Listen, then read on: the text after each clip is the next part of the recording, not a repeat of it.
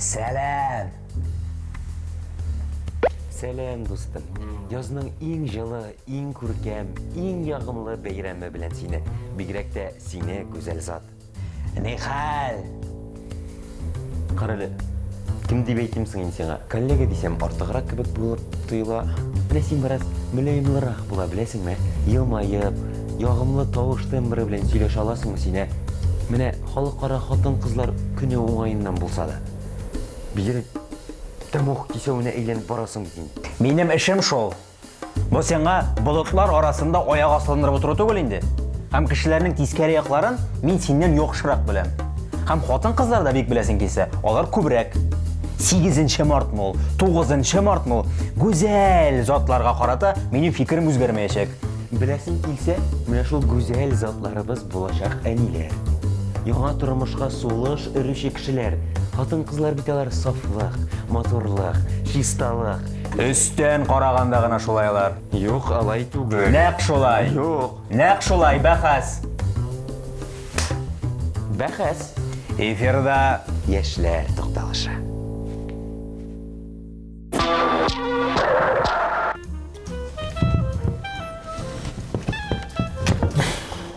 Менә әйтәм бит мисеңа, юкка бәхәсләшәсең син минем белән.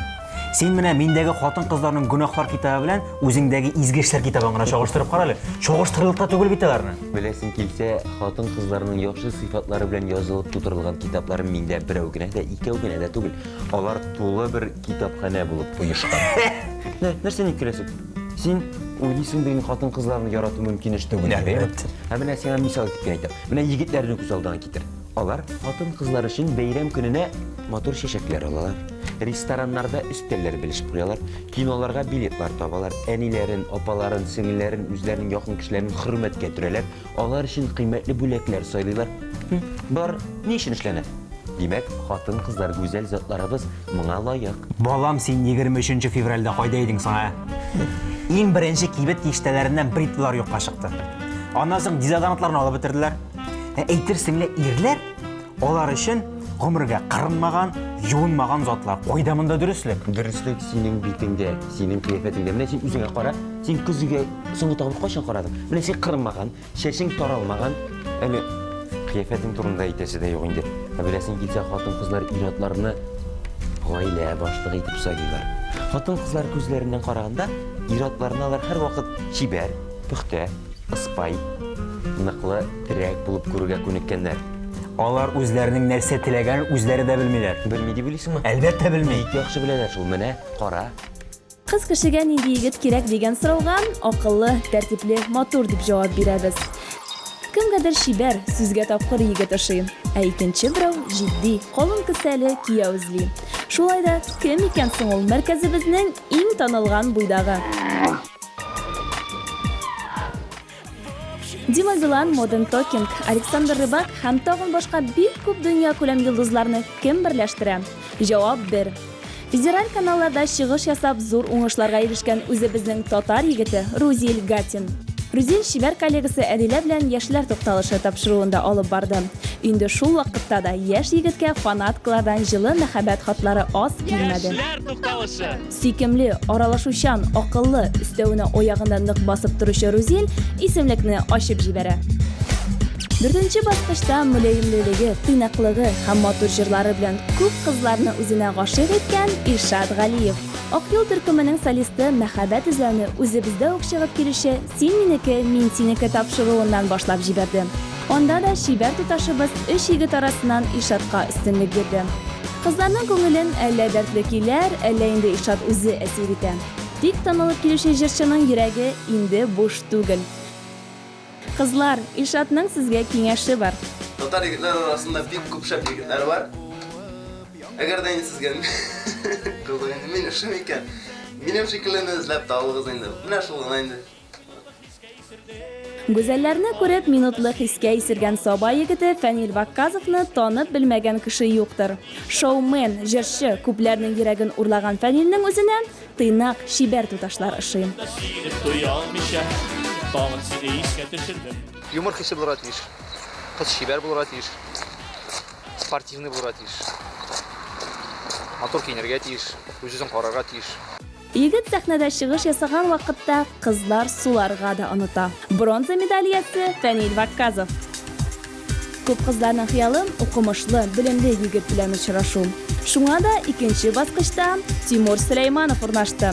Татарстан Республикасы Студентлар лигасы президенты кызларны үзенә ихтирамлы, игътибарлы булуы белән җәлеп итә.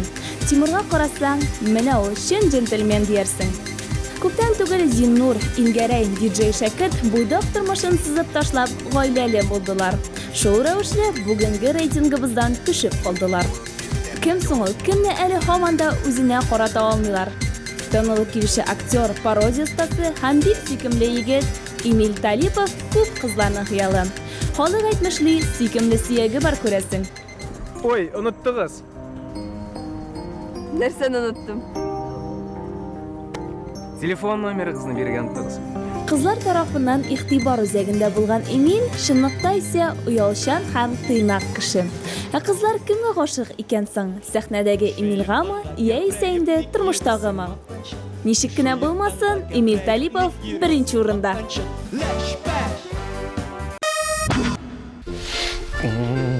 Менә хатын кызларның шибәрлекләре, матурлыклары белән син бәхәсләшә алмыйсың. Чыннан да шибәр бит алар, Килешәсең бит? Монысы инде минем казаныш.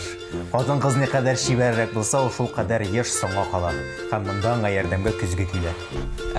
Моннан сиңа ни файда? Менә беләсеңме? Аларны гел кемдер көтә. Алар гел соңга калалар. Сизәсеңме монда инде конфликт? Нинди дә конфликт юк. Бу бик гади әйбер. Матурлык бар тик корбаннар гына таләп итә. Монда минем бер сүз пышылдавым җитә. Башлана инде. Ой, нинди матур сумка, ой, нинди матур итәк, ой, нинди матур күлмәк. 3-4 сәгать корбан булып утыра инде егетләр. Син бит аларны да аңларга була. Алар бит бары тик ир-ат затлары өчен генә матур булырга тырышалар, Хатын кызны аңлар өчен үзеңдә дә хатын кыз булырга кирәк. Киләсе сюжет аңлаучылар өчен.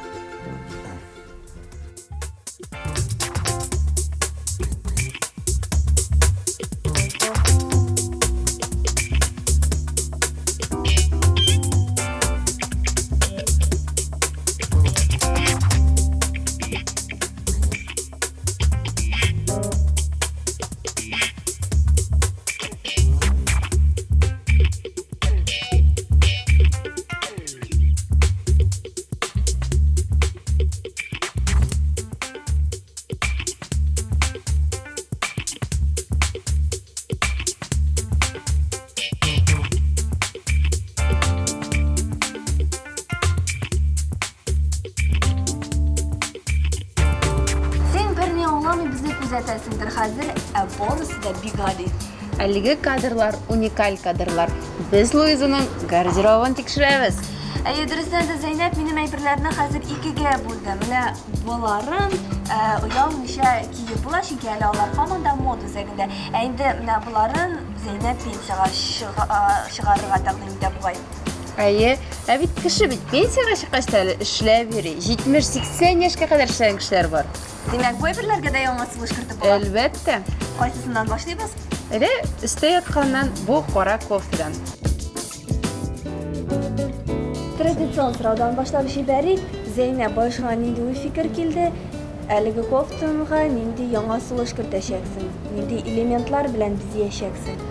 Без синең шушы кара кофтаңа чәчәкләр ясаячакбыз. Менә булайрак буладыр инде ул. Хәзер.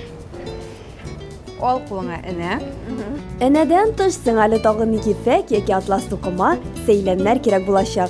Хатын кыз ни тели дип сорыйсыңмы? Әлбәттә, һәр чак матур күренергә. Нәкъ менә моны без бүген булдырырга тырышырбыз да инде. Димәк, нишлибез? Хәзер син шу тасманы икегә Бүклибез. Шулай итеп инде без тасманың буеннан буйга тегеп чыгабыз.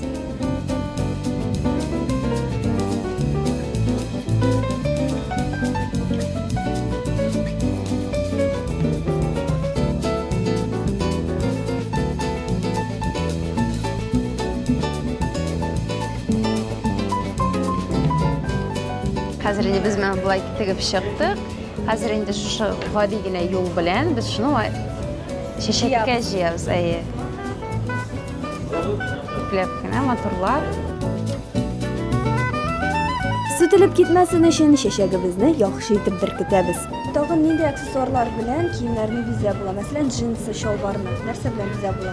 Джинс шалбарны шигу салып, беренче очракта, икенче очракта төрле ямаулар салып, аңа яңа сулыш кертергә була. Теләсә нинди киемне яңартып була, теләк кенә булсын. Төрледән-төрле брошка ярдәмендә кием яңаша күренер. Сәйлән, төймә, страз ярдәмендә ошаган, ләкин искергән киемегезгә рәсем төшереп була. Бары фантазияны гына эшкә җигергә кирәк. Чәчәгебез инде тагын да матуррак булсын өчен без анда сәйлән үстишәкбез.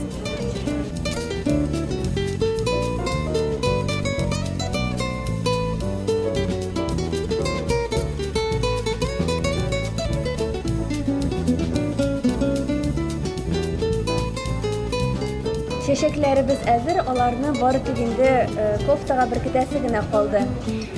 Минем эшне син генә түгел, Зәйнәп дусларыбыз да бәяләгәндер.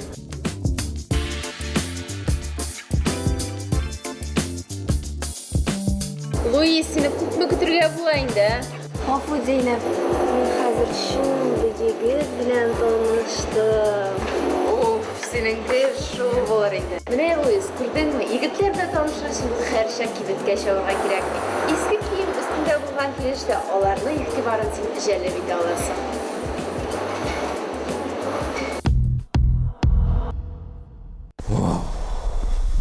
Кара әле.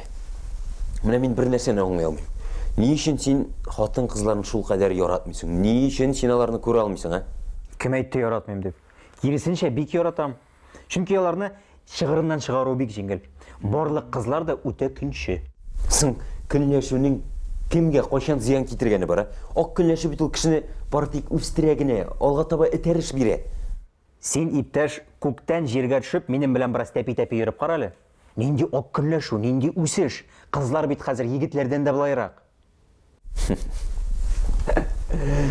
Дөрес әйтәсең. Дөнья башланганнан бирле кызлар һәр вакыт егетләрдән көчлерәк булды. Ләкин кызларны буйсындыруның бары тик ике сәбәбе бар. Әмма аны беркем дә белми. Тиздән миңа җирдә эш бетәчәк. Хатын-кыз үзен йорт эшләренә багышлап, балалар белән утырырга, иренә көнгә кимендә 3 мәртәбә аш әзерләргә, кием салым юарга тиеш дип кабул итү заманалары үтте инде. Хәзер нәфис затлар йорт салудан да курыкмый, акчаны үзләре табуны да кулай күрә. Тәмам европалашып беттек. Гүзәл затларга багышланган сайтларның берсендә хатын-кызга нәрсә кирәк дигән сораштыру үткәргәннәр. Биредә 600 хатын-кыз катнашып, кызыклы гына нәтиҗәләр чыккан. Күбесе гаиләне беренче урынга куеп карый. Икенче урында мәхәббәт тора икән. Димәк, без башта кияүгә чыгабыз, аннары ярата башлыйбыз. Ә карьера үсеше 3нче урынга калган. Ләкин бу сораштыруны идеаль нәтиҗә дип атап булмый. Замана татар хатын-кызлары бөтенесенә дә җитешә. Әйтик, Илнара маркетинг агентлыгында эшли. Университетта укыганда ук реклама белән кызыксынган туташ бүген инде зур үрләр яулый. Яраткан эшемдә мин көн саен ниндидер яңалыкка өйрәнәм. Ә реклама бер урында гына тормый. Аның белән син дә үсәсең ди. Беренче чиратта хатын-кызга гына түгел иратларга да ул минемчә бәхетле булырга кирәк. Күп кешеләр үзләренең тормышларын ничек күз алдына китерендә, машина, квартира, яхшы эш. Кой вакыт без үзебезне югалтабыз бу әйберләр арасында. Илнара әлегә гаиләле түгел, ләкин моны ул җитешсезлеге дип санамый. Минемчә, күп кешеләр иртә кияүгә чыгып, ялгышлык эшлиләр. Чөнки 18 яшьтә син әле тулы кеше түгел. Син үзеңнең бу тормышта нәрсә теләгәнеңне белмисең. Син әле характерыңны ачып бетермәгәнсең. Менә Европада, мәсәлән, хәзер кияүгә чыгу турында 30 яшь тулгач уйлый башлыйлар. Ул дөнья күргән, ул күп сфераларда эшләгән һәм ул ничек яшисе килә, ничек аның яшисе килә икән белә. Үземне карьерада реализацияләргә телим. Профессионал булу ул беренче чиратта үзеңне хөрмәт итү, үзеңне ярату. Син үзеңне яратканда, сине калганы башкалар да ярата һәм хөрмәт итә. Карьера белән гаилә дилеммасыннан Илнара эшенә тугры кала. Ә мәхәббәткә килгәндә Илнара акыл һәм йөрәк эшчәнлегенә бер тигез дәрәҗәдә кулак салучылар рәтеннән. Татар дәүләт гуманитар педагогика университетының инглиз теле укытучысы Гөлнур Илгизовна шулай ук үз бәхетен эшендә тапкан. Менимчә, хатын кызга да һәм башка кешеләргә дә үзеңнең төп тормышыңны башлар өчен үзеңнең урыныңны беренче табырга кирәктер. Белмим, ул гаиләдәме, белмим, ул эштәме, белмим, ул гомумән җәмгыятьтәме, белмим, ул гаиләдәме, мин анысын әйтә алмыйм. Иң беренче шуны үзең ачыккансаң, аннан соң үзеңне үзе тормышта гәрәй башлый. Һәм аннан соң инде әлбәттә үзеңә кемнәр кирәк, гаиләдә кемне сайлыйсың, сиңа эштә кемнәр белән эшләргә син әзер, гаиләдә кемне сайларга әзер, ничә бала табырга әзер һәм башкаларны да шул. Укытучы һөнәре дәрәҗәсен югалтып барган дәвердә кемнәрдер аның киләчәген кайгырта. Бөтен җаны тәне белән яраткан һөнәренә тугры калган укытучының өйгә кайтып ял итәргә вакыты да калмый. Ул һәр өлкәдә дә карьера ясап була, бары тик теләк кенә булырга тиеш. Ишәр көн ял итеп ята алмыйм мин, арыйм ди. Яшьләргә дә үз киңәше бар. Кеше ял итмәсә дә армый, әгәр дә ул үзенең чыннан да теләгән эшенә шөгыльләнә икән. Мәсәлән, мин үзем эшлим, мин армыйм беркайчан да. Куйган максатларына һәр вакыт ирешүче Мәдинә ханым Саттарова гаиләсенә дә, эшкә дә бик җаваплы карый. Аннан хезмәттәшләре дә, студентлары да үрнәк ала. Таләпчән һәм шул ук вакытта бик йомшак күңелле ханым заманадан да артта калмый. Борынгыдан килгән гореф-гадәтләребезне дә онытмый. Хатын кызга нәрсә кирәк? Бәхетле булу өчен әлбәттә тормышның бөтен ягында уйларга кирәк. Бер генә нидер бер өлкә белән генә, эш белән генә яки үй белән генә, балалар тәрбияләү белән генә, карьера ясау белән генә бәхетле булу бер генә яклы булыр иде әлбәттә. Бәхетле булу өчен өйгә кайтасы килеп кайту, эшкә киләсе килеп килсәң бәхетле. Эшеңне яратып башкарсаң, син бәхетле. Балаларың белән күрешүне көтеп аласың, ул бәхет. Иреңнең эштән кайтканын көтеп алу, ул бәхет. Бәхет күп яклы төшенчә. Менә сез беренче урынга гаиләне куясызмы, әллә эшне? Беренче урында әлбәттә гаилә. Ләкин шул вакытта гаиләмдә бәхетле булу өчен миңа яраткан эшем дә кирәк.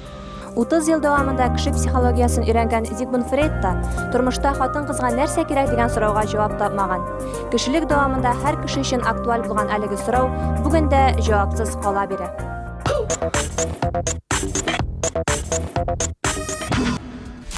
Булды. Әйдә менә кешеләрчә конкретрак сөйләшик әле. Менә мәсәлән сиңа Венера ошыймы? Венера?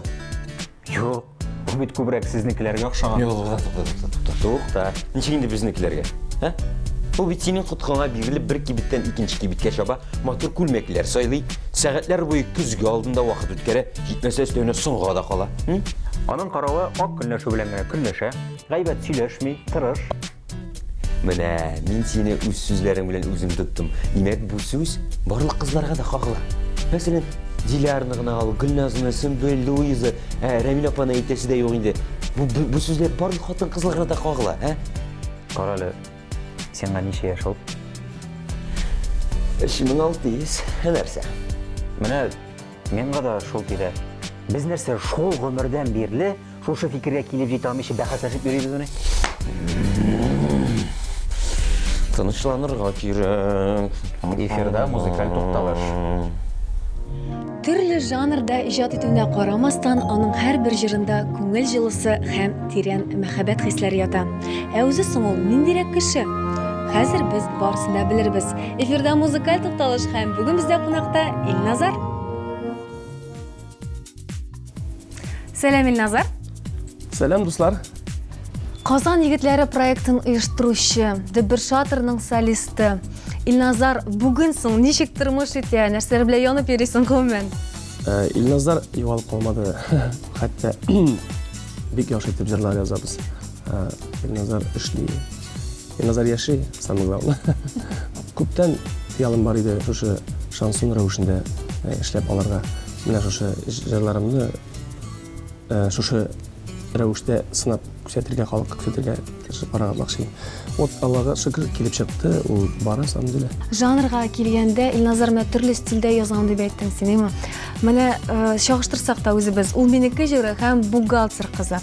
Алар икесе ике стильдә, ике характерда язылган, әмма икесе дә хатын-кызларга багышланган. Менә ничек килеп чыга синең шул ук бер мәхәббәт җырларын төрле стильдә язырга? Иртә белән ничектер башка төрле уй керә, башка төрле көй керә дип әйтәм инде. Кич белән башка төрле үз настроениеңне үзе хис итәсең. Шуңа күрә ничек гашыйк буласың? Бүгенге көндә алып барган көнне. Шулайрак кызлар. Шуңа стильләр белән мин теге бик уйнарга яратмыйм. Ул менә ничек килеп чыга? Шулай килеп чыга. Ул минеке җыры, ул теге лирик җыр бит инде. Гашыйк булдым микән инде мин, вот иптәшем белән яшибез, Аллага шөкер, вот аңа инде мин шушы бөтен хисләремне биреп язганмындыр күрәсең. Һәм шигырь дә бик көчле иде, Хайдар Әхмәтшин шигыре иде ул. Бухгалтер кызына килгәндә, чөнки әлбәттә, опять-таки шул хатынга әйләнеп кайтсам, тормыш иптәшемә кайтсам, ул бухгалтер эшли. Вот. Аның да шушы искә алып, видимо, шулай язылгандыр бу җырларым. Вот шуңа күрә җырларда мин бер вакытта бүләргә тырышмыйм. Алар минем өчен һәрберсе как балам шикелле. Аларны үзем яратып яшим аларны. Бик күпләр яраткан һәм хәзердә кызыксынган сорауны бирмәй китә алмыйм. Менә Дөбер Шатыр проекты турында әлбәттә инде. Ул әле дә эшләп киләме һәм безгә Асхат белән сезнең җырларыгызны тагын көтергәме? Бүгенге көндә Дөбер Шатыр ул яши. Az гына без тукталып калсак та, ул өлкәдә без әле дә эшлибез, яңа җырлар яздырабыз, менә киләчәктә. Параллель рәвештәме? Параллель рәвештә, чөнки ташлап булмый, без Асхат белән бик элемтәдә яшибез, дуслар булып яшибез. Бу минем инде шушы Дөбер Шатырдан ара яткан җырларымны ташлап калдырасым килмәгән күрәгенә җырлап алуым гына. Ишеттерәсем килә, башка жанр буенча тыңлап торасым килә кешегә. Дөбер Шатыр ул яшәячәк. Biz аны яңадан әкренләп яңа җырлар белән яшьләрне куандырачакбыз. Без синең дистәләгән җырларыңны инде беләбез, алар бик популяр. Һәм аларның саны елдан-ел арта. Менә барлыгын бергә җыеп, синең менә санап караганың юкмы барлыгы? Ничә җыр икән синең, Бүгенге көндә 250-дән артык җырым бар дип мин үзем шулайрак нитәм, фаразлыйм. Аның бер 20-се нәрне истәдә түгел. Менә официально где-то бер 200-дән артыграк җырларым бар да. Булар барысы да танылган җырлармы, әллә инде синең әлегә танылмаган җырларың да бар? Күбесе аның танылган, күбесе җырлана торган җырлар, аның күбесе инде эшкәртелеп бара торган җырлар. Менә алар әкренләп чыгып бара радиодан, вот һәм телевидениедан. Аның күбесе инде Дөбер Шатырда 2 альбомда биткерде. Өченчесе менә инде үземнең жанр белән чыкты. 4-нчесен тагы языла.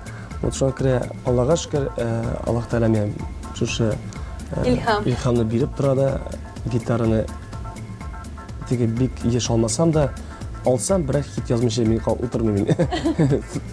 Язмыйча китә алмыйм өйдән. Вот өйдә васаным минем студиям, шунда мин язам.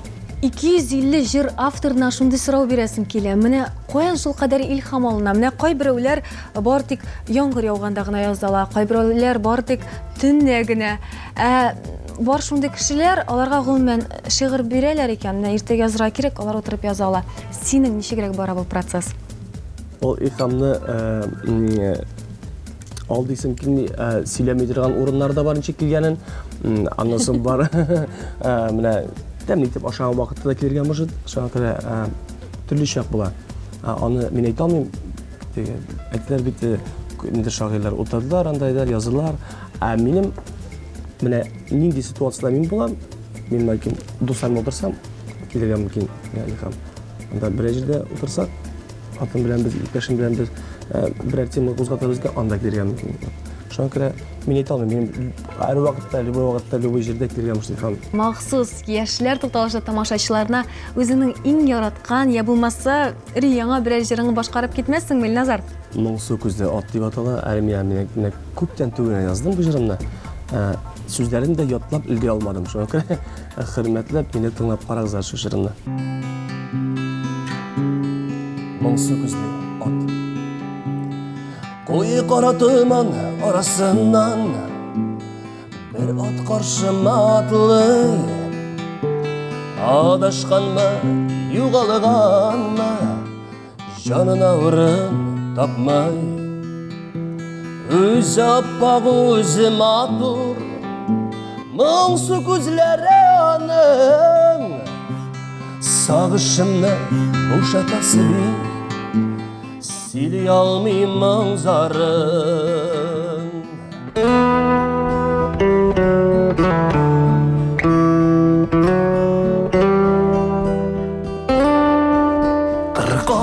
Сулары кебек улда, сулар гүлләр ярата.